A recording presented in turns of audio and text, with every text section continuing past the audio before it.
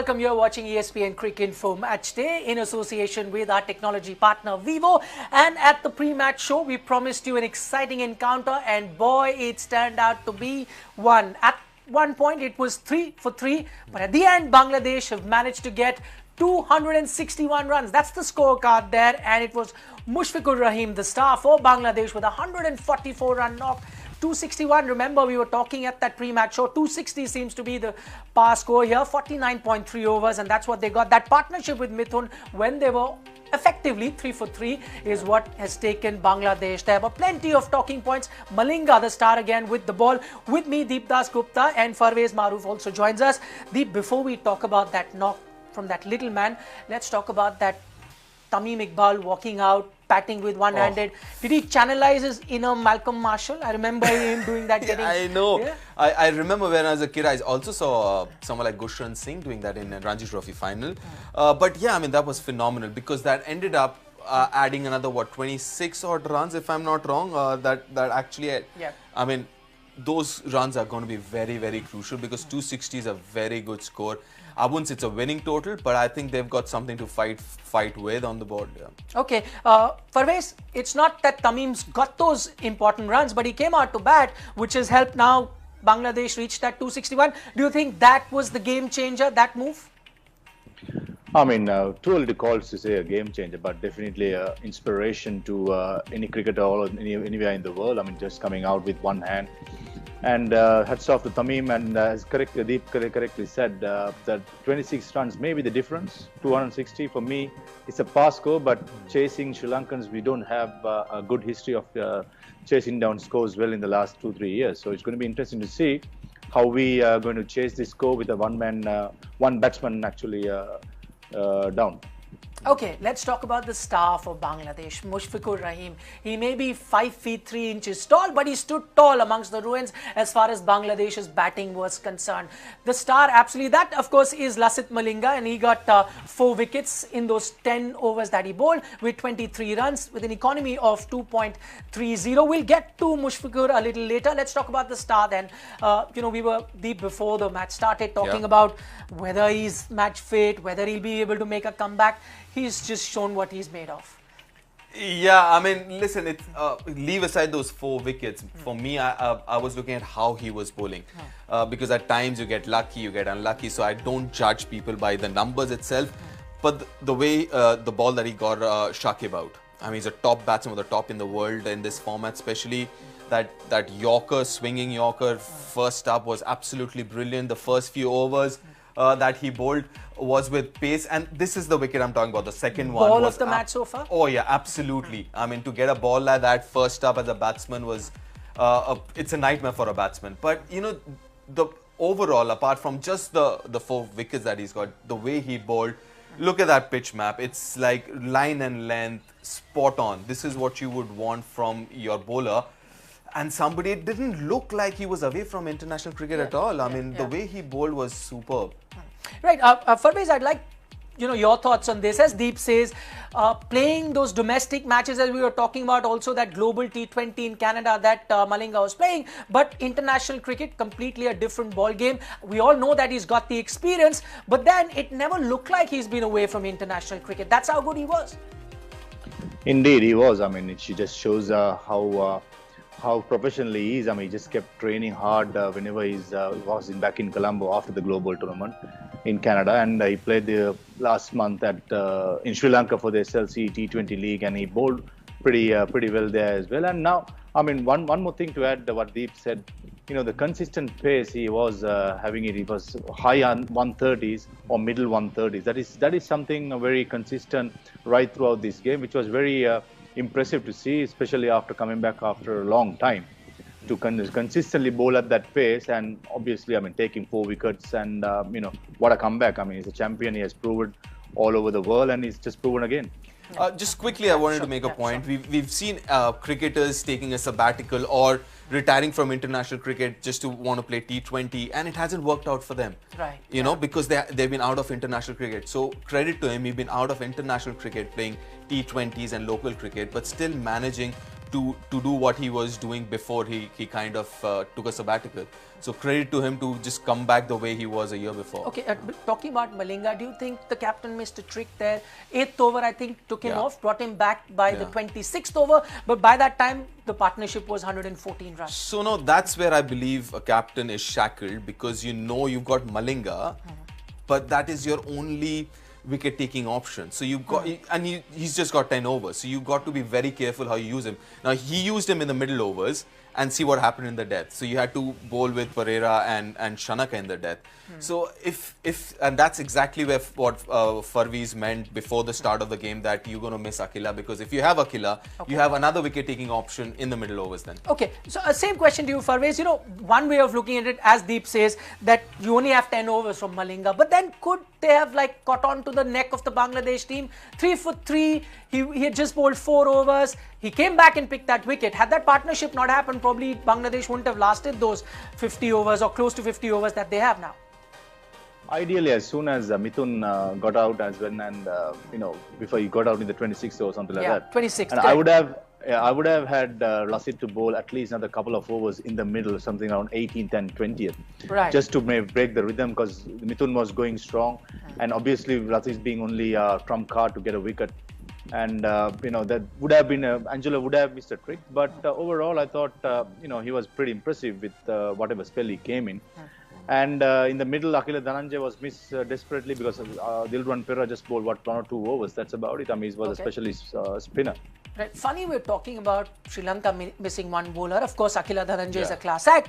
But the fact is, that which is what we were talking at the pre-show, they had 8 bowling options. So options really don't matter. If you've got 5 good bowlers, that's it. Absolutely spot on. I mean, if you're looking at that bowling attack and I'm in the opposition, I was like, okay, I need to handle Malinga. Others I can manage. So you're just looking Malinga and say, okay, let's just forget about a 50 over game. Let's just look at it as a 40 over game. Let's play Malinga out and we can handle. That's where, it doesn't matter how many bowling options you have. As long as you have good 2-3 wicket taking options, it makes a huge difference. And also dropping catches does not help. I mean, if you look at, they've dropped 4 catches, and you're talking about when these guys weren't set, when Mushfiqur wasn't set, he was dropped. When Mithun wasn't set, he was dropped. It could well have been 120, 150 maybe if they're taking their catches. Okay, good question, Parvez. I come to you. I mean, Sri Lanka always renowned to being a good fielding side as well as a good catching side. This was an aberration according to you? I mean, can say so. I mean, last couple of weeks, take our fielding, it's been very inconsistent, and today it's another showcase of missed chances. I mean, as Deep just said, Mushfiqur was dropped, Mithun was dropped, and it was simple catches in this level. You guys just have to grab it. Okay. But overall, I thought the last couple of years, if you had really go into detail or stats, I think our fielding has let down a lot.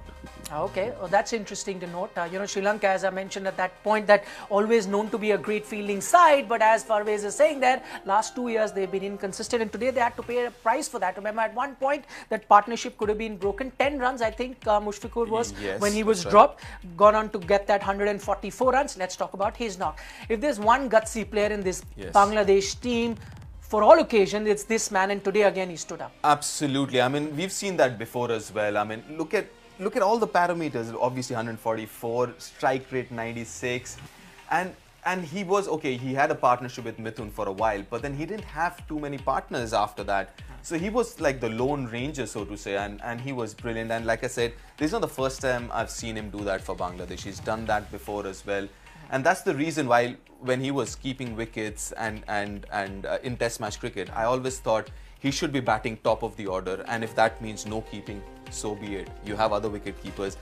This guy needs to bat top of the order, and I think number 4 is a great spot for him. Okay, just looking at this partnership as well, this is the 3rd wicket partnership between Mithun and Rahim. This, I believe, is the highest partnership for 3rd wicket that against Sri Lanka that Bangladesh have managed. 131 runs is what they got, 23.3 overs, bided their time to begin with because they had lost those wickets, and then look at that run rate, also incredible, caught up with it towards the inning, finishing with 9 fours and 3 sixes. What was really good about the partnership and the knock as well is how they kind of planned it. okay, they knew they had spinners and all these guys coming and they're good against them. So they waited for the spinners to come in and they capitalized on the spinners. If you look at Dilruvan Pereira, he just bowled 3 overs. He's one of the main bowlers. Yes. Look at Aponzo, he went for runs. But as soon as when Lakmal and Malinga was on, they played it safe. They just played through that spell.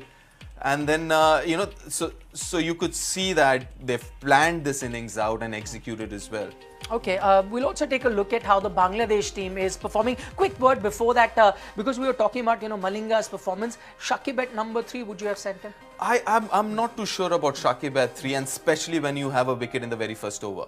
Shakib, I can understand 3 when your opening partnership has played 8-10 overs, the ball is kind of old and all, but not at 3 and very first over, to be honest. I mean, I would look at maybe other options, yeah.